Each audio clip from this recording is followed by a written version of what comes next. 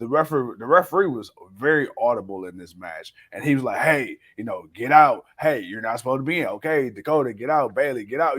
But it was kind of like in the midst of the chaos, it seemed like he was doing more than just being a ref. It really seemed like, hey, man, he was really trying his hardest to keep up with the action of what was going on in the ring, especially when you go back and you look at the rumors of, the women's tag match for the championships when, the illegal competitor was pinned. What was the problem at AEW when it first came out and they still kind of have an issue with? The lack of tagging in and out, too many people in the ring at once, too much going on. It's hard to keep control of. And that's why FTR put in the FTR rule. Yeah, who's legal and who's not legal. Now, to answer the question, the match overall, besides the shenanigans, was good. Kevin, like he says, he's surprised. I'm not surprised because we always kind of knew that this was going to a Bayley Bianca situation. This just further solidified it on a big stage like Clash at the Castle. But other than that, man, besides a couple of missteps, not a bad way to start off.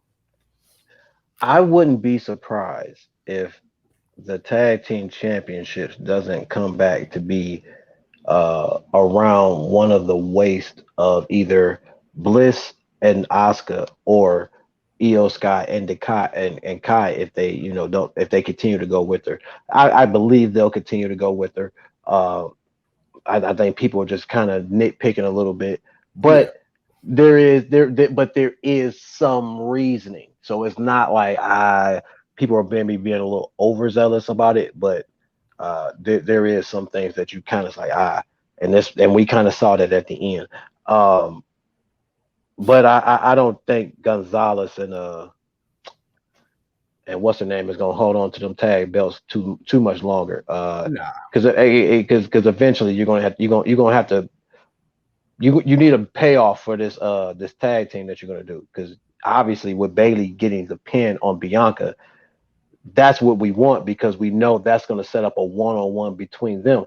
Bianca needs a new opponent now that she beat Becky. She and Rhea was out, so we didn't get the Rhea Ripley. Maybe we'll get that a little down the line when we know she's really capable of doing a little bit more than what we saw today.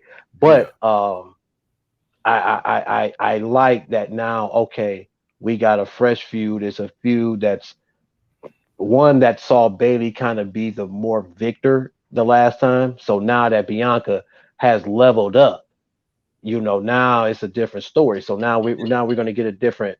We're going to get the same, the same kind of rivalry, but it may be a little something different because we haven't seen it in a while. And it's needed. And Bayley's credible. That's the most important thing that you always got to remember.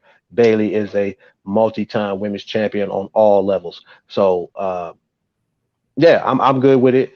But you got to somehow you're gonna have to bring them tag belts over for the other 4 women, unless you're gonna introduce all 6 women for the Raw Championship. Now then, okay, we gonna see how that works out. But those are 2 options, so we'll see how that works out.